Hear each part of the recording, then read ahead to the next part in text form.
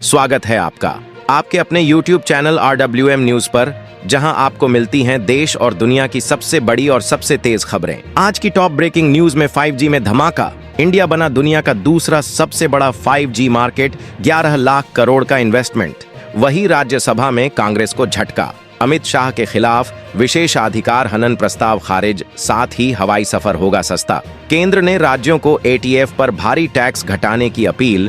इन सभी खबरों की सटीक जानकारी आपको मिलेगी आज के जबरदस्त न्यूज बुलेटिन में। तो चैनल को सब्सक्राइब कर लीजिए और देखते रहिए RWM न्यूज, जहां हर खबर मिलती है सबसे पहले और सबसे सटीक।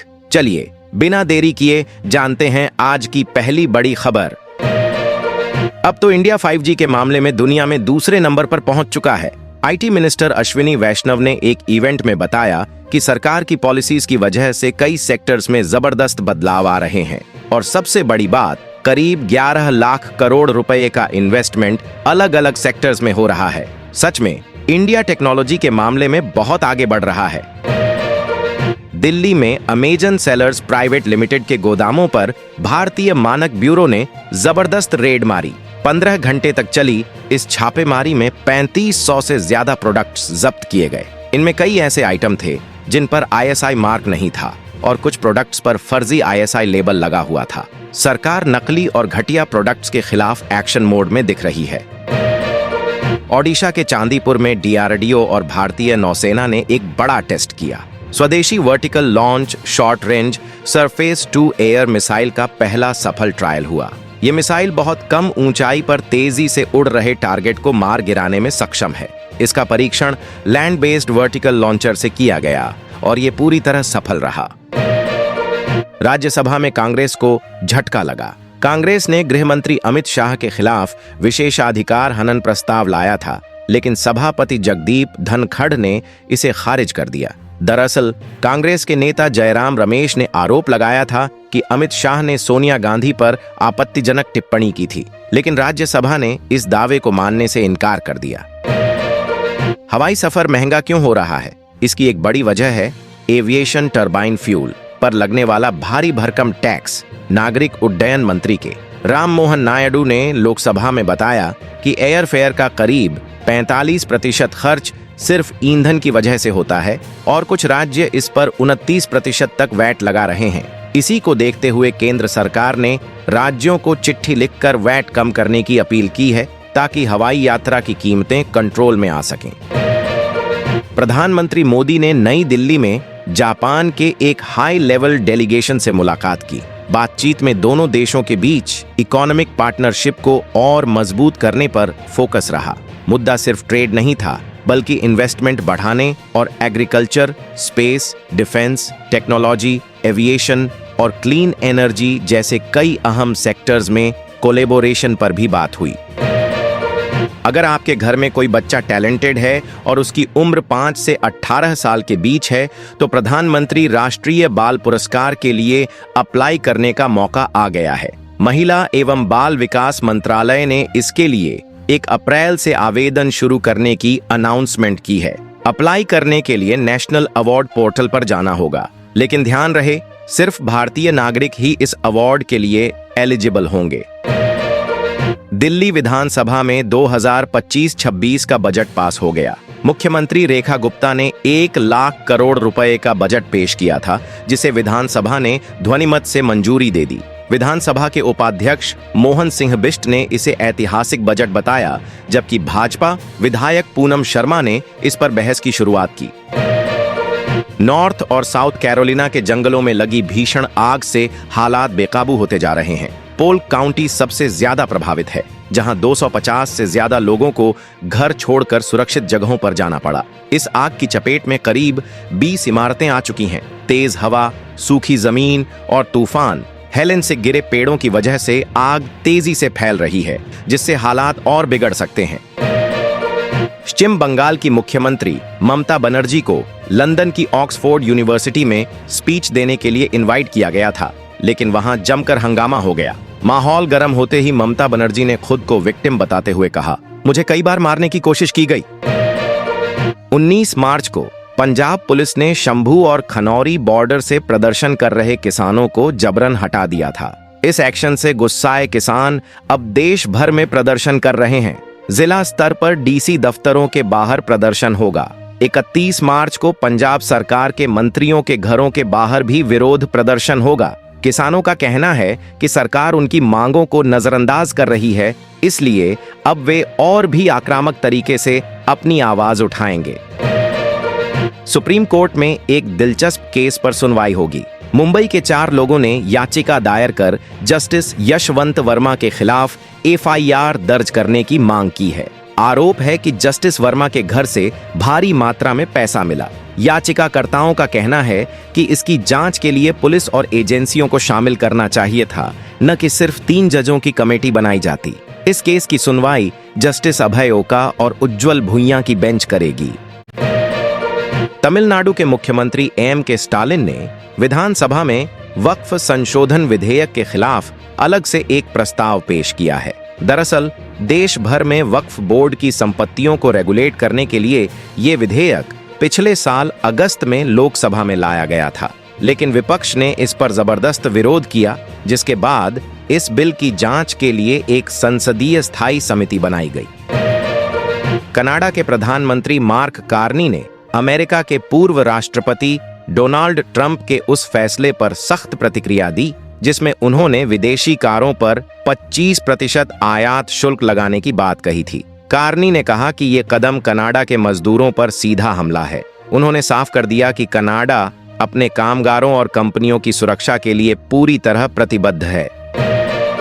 इसी के साथ देखिए दोस्तों, फिर से तमिलनाडु के मछुआरे श्रीलंकाई नौसेना के हत्थे चढ़ गए। खबर आ रही है कि बंगाल की खाड़ी में मछली पकड़ रहे 11 मछुआरों को श्रीलंकाई नौसेना ने पकड़ लिया है और जांच के लिए उन्हें कांगे संथुरई नौसेना कैंप ले जाया गया है। रामेश्वरम के मछुआरा संघ का कहना है कि ऐसी घटनाएं बार बार हो रही हैं और सरकार को अब इस पर गंभीरता से कदम उठाने की जरूरत है।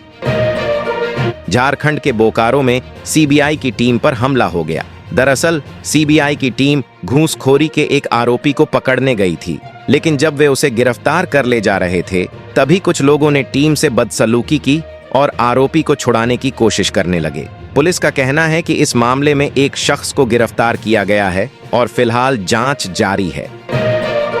IPL 2025 के छठे मुकाबले में कोलकाता नाइट राइडर्स ने राजस्थान रॉयल्स को 8 विकेट से हरा दिया। इस जीत के हीरो रहे क्विंटन डी कॉक, जिन्होंने नाबाद 97 रनों की शानदार पारी खेली। राजस्थान ने कोलकाता को 152 रनों का टारगेट दिया था, लेकिन KKR ने इसे आसानी से हासिल कर लिया।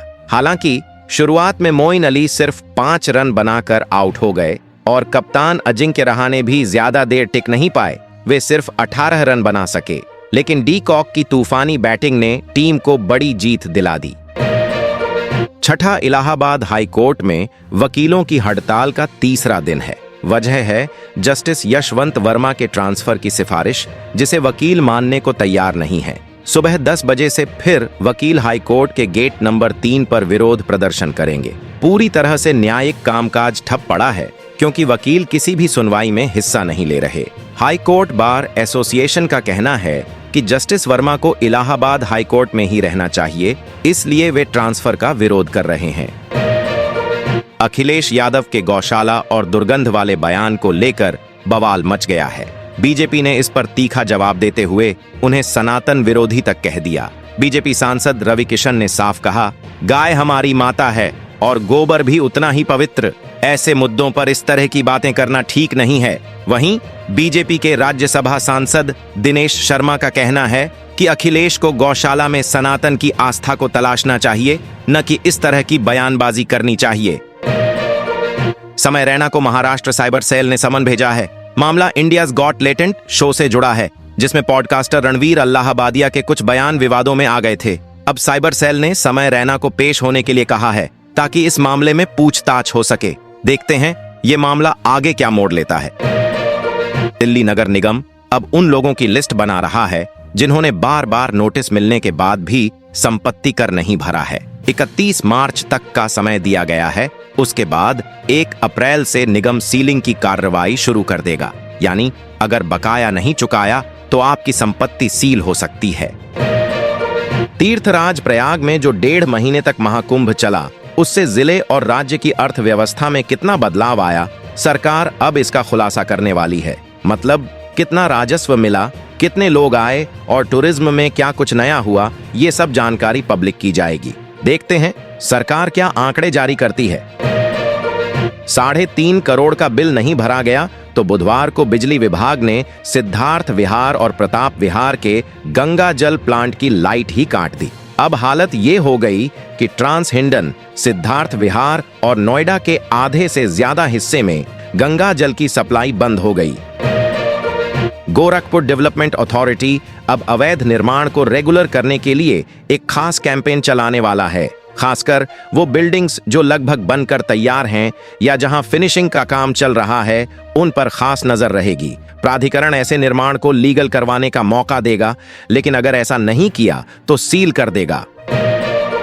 मलेशिया से चीन जा रहा एयर एशिया का एक प्लेन उड़ान भरते ही वापस कुआलालंपुर लौटना पड़ा। वजह यह थी कि उसके एक इंजन में आग लग गई थी। नमो भारत के पैसेंजर अब अपने लॉयल्टी पॉइंट्स यूज करके फ्री में सफर कर सकते हैं।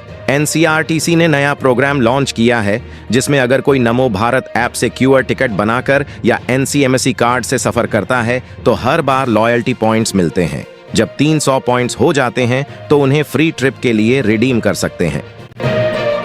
आरबीआई ने अगले साल यानी अप्रैल 2025 से शुरू होने वाले नए वित्त वर्ष की मॉनेटरी पॉलिसी कमेटी की डेट्स अनाउंस कर दी है। इस पूरे साल में 6 मीटिंग्स होंगी और पहली मीटिंग 7 से 9 अप्रैल के बीच होगी। मजेदार बात यह है कि बस 2 हफ्ते बाद होम बायर्स और दूसरे रिटेल लोन लेने वालों के लिए एक अच्छी खबर भी आ सकती है। यानी हो सकता है कि ब्याज दरें फिर से कम हो, जिससे ईएमआई थोड़ी और हल्की हो जाए। देखते हैं आरबीआई इस बार क्या फैसला लेता है। दिल्ली में तिहाड़ जेल को शहर से बाहर शिफ्ट करने का प्लान चल रहा है। बीजेपी सरकार इस पर काम कर रही है। अभी 25 मार्च को सीएम रेखा गुप्ता ने 2025-26 का बजट पेश किया था, जिसमें कुल 1 लाख करोड़ का बजट रखा गया और इसी में तिहाड़ को शिफ्ट करने की बात भी कही गई। यानी हो सकता है कि आने वाले समय में तिहाड़ जेल शहर के बाहर हो। भारत का डिफेंस प्रोडक्शन जबरदस्त स्पीड से बढ़ रहा है। मेक इन इंडिया लॉन्च होने के बाद तो ग्रोथ और भी तेज हो गई है। 2023-24 में तो ये सीधा 1.27 लाख करोड़ रुपए तक पहुंच गया। और खास बात यह है कि अब 65% से ज्यादा रक्षा उपकरण देश में ही बन रहे हैं। पहले तो 65-70% तक इंपोर्ट पर डिपेंड रहना पड़ता था, लेकिन अब भारत खुद से बना रहा है। ये वाकई बड़ा बदलाव है। सरकार जल्द ही एचएएल से 145 हल्के लड़ाकू हेलीकॉप्टर खरीदने का बड़ा फैसला ले सकती है। डील करीब 45,000 करोड़ रुपए की है। ये हेलीकॉप्टर खास तौर पर चीन और पाकिस्तान बॉर्डर पर ऑपरेशन के लिए खरीदे जा रहे हैं। मतलब डिफेंस साइड से एक और बड़ा कदम उठाया जा रहा है। अभी इंडिया में इलेक्ट्रिक कारों का क्रेज तेजी से बढ़ रहा है और सरकार भी इसे सपोर्ट करने में कोई कसर नहीं छोड़ रही। 25 मार्च 2025 को वित्त मंत्री निर्मला सीतारमण ने बड़ा ऐलान किया। अब ईवी बैटरी बनाने में इस्तेमाल होने वाले 35 कैपिटल गुड्स पर कोई इंपोर्ट ड्यूटी नहीं लगेगी। यानी इलेक्ट्रिक गाड़ियों की मैन्युफैक्चरिंग सस्ती हो सकती है और शायद आने वाले दिनों में गाड़ियां भी किफायती हो जाएं। अमेरिका ने अपनी इकोनॉमिक पॉलिसी में कुछ बदलाव किए हैं और इसका सीधा फायदा उभरते मार्केट्स को मिलने वाला है, खासकर इंडिया को।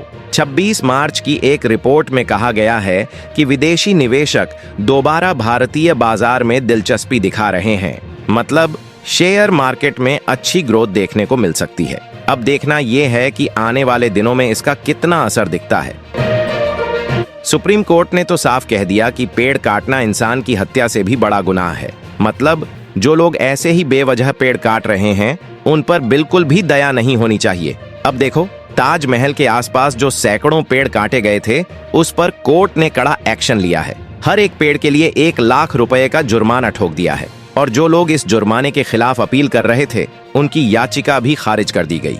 मतलब अब बिना सोचे समझे पेड़ काटने वालों की खैर नहीं।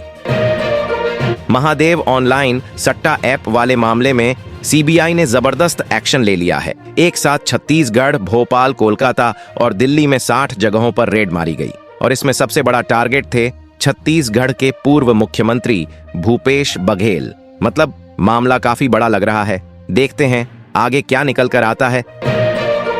उत्तराखंड के बाद अब गुजरात भी समान नागरिक संहिता यूसीसी लागू करने जा रहा है। गुजरात के विधि मंत्री ऋषिकेश पटेल ने विधानसभा में कहा कि यूसीसी से सभी लोगों के लिए समान न्याय सुनिश्चित होगा और एक भारत श्रेष्ठ भारत की सोच को मजबूती मिलेगी।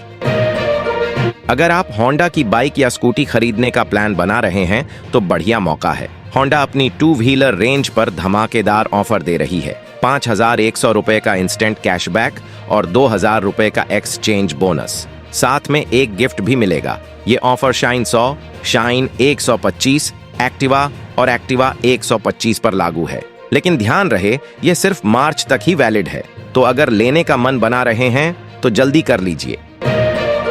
सोना चांदी के दाम फिर से बढ़त के साथ खुले हैं। मार्केट ओपन होते ही सोना 87,350 पर और चांदी 97,800 पर ट्रेड कर रही थी।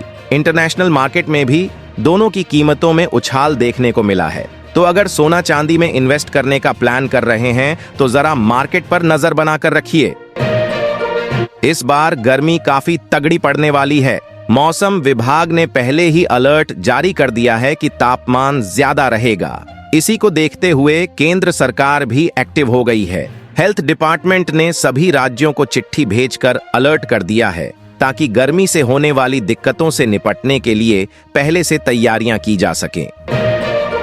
अमेरिका के इंटरनेशनल रिलीजियस फ्रीडम कमीशन ने फिर से भारत पर उंगलियां उठाई हैं। उनका कहना है कि यहाँ अल्पसंख्यकों के साथ सही बर्ताव नहीं हो रहा। इतना ही नहीं, उन्होंने हमारी इंटेलिजेंस एजेंसी रॉ पर बैन लगाने की सिफारिश भी कर दी।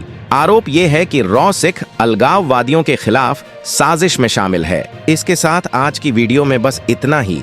अगर आपको वीडियो अच्छी लगी हो तो वीडियो को लाइक करें, शेयर करें और चैनल को सब्सक्राइब करें और बेल आइकन दबाएं ताकि नए वीडियो की अपडेट आपको मिलती रहे। तब तक के लिए जय हिंद, जय भारत।